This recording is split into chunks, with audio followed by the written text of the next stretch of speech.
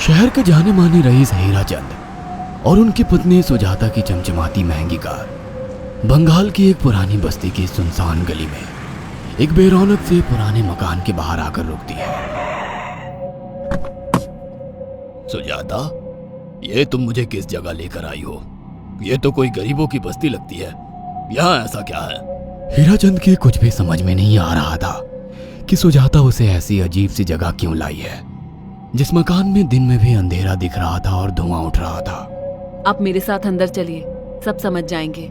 यहाँ हमारी हर समस्या का समाधान मिलेगा। सुजाता और हीराचंद आशंकित कदमों से उस मकान में दाखिल होते हैं। तभी उन्हें किसी महिला की बाहरी आवाज सुनाई पड़ती है। चले आओ, चले आओ। हीराचंद ने देखा कि उस मकान के अंदर अंधेरा था। अचानक हीराचंद की निगाह एक कमरे की ओर पड़ी, जिसके अंदर हल्की हल्की सी रोशनी आ रही थी और उस कमरे के अंदर से धुआं उठ रहा था। शायद उस कमरे के अंदर आग जल रही थी। है? ये किसकी आवाज है? यहाँ इतना अंधेरा क्यों है और ये धुआं कैसे उठ रहा है? मेरा तो यहाँ दम घुट रहा है। सुजाता और हीराचंद धीरे धीरे कदमों से उस कमरे के अंदर चले गए। अंदर वाले कमरे में बिखरे बाल वाली एक खूबसूरत सी बूढ़ी औरत सामने जल रही आग में एक मुर्गी की गर्दन काटकर उसका खून गिरा रही थी और मुर्गी का शरीर छटपटा रहा था।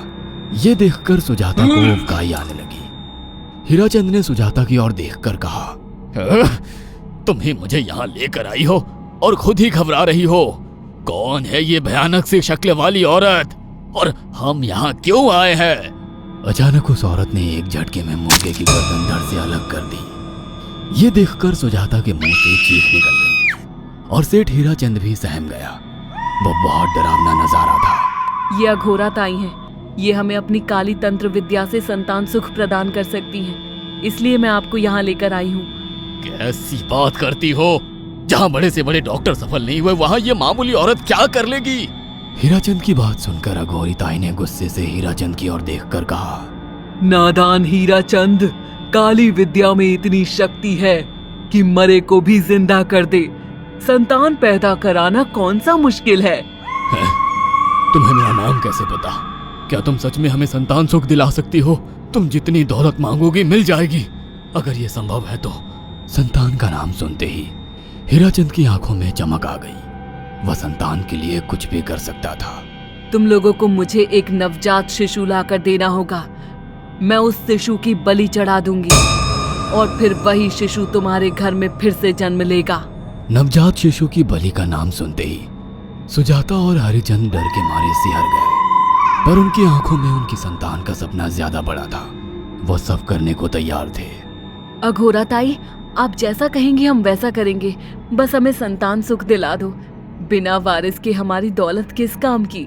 संतान सुख के लिए अंधे हो चुके सुजाता और हरिचंद अपनी नौकरानी शीला से एक नवजात बच्ची चोरी करवा के अघोरी ताई को दे देते हैं।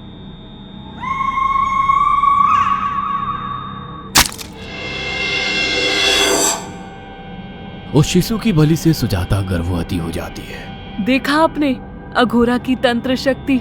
मुझे उस पर पूरा भरोसा था। चलो चलकर उन्हें धन्यवाद कहते हैं। हीराचंद और सुजाता अघोरा ताई के पास पहुंचते हैं। वो दोनों बहुत खुश थे और अघोरा पर उन्हें अंधविश्वास हो गया था। अघोरा ताई, आप महान तंत्रिका है। आपने वो चमत्कार कर दिखाया जो बड़े बड़े डॉक्टर नहीं कर सके। ये काली विद्या है बेटा। अगर तुम दोनों चाहो तो मैं इस विद्या से तुम दोनों को हमेशा के लिए जवान बना सकती हूँ। क्या सच में ऐसा संभव है? हाँ बिल्कुल, पर इसके लिए तुम्हें जवान लड़के और लड़कियों की बलि चढ़ानी होगी।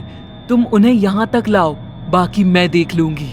जवान रहने की लालच में अंधे सुजाता और हरिचंद एक अनाथ आश्रमों से हर रोज एक लड़की या लड़के को गोद लेने के बहाने अघोरी के पास बलि चढ़ाने ले जाने लगे। और एक दिन अघोरी ताई ने हीराचंद और सुजाता से इंसानी मांस खाने को कहा।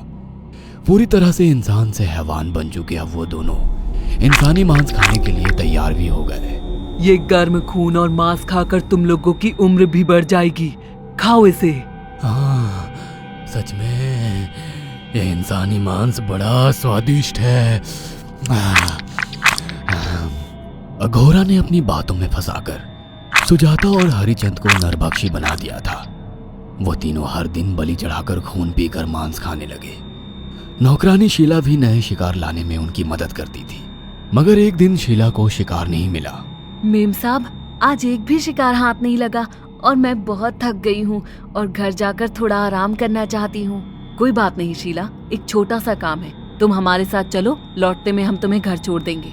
जी मेम साहब। शीला नहीं जानती थी कि शिकार नहीं मिलने से सुजाता और हरिचंद अंदर से बौखला गए थे और उनके दिमाग में एक शैतानी चाल चल रही थी। सुजाता, ये बेहोशी की दवा है। शीला के कार में बैठते ही तुम उसे सुंघा देना। आज हमें इसी की बलि देनी होगी।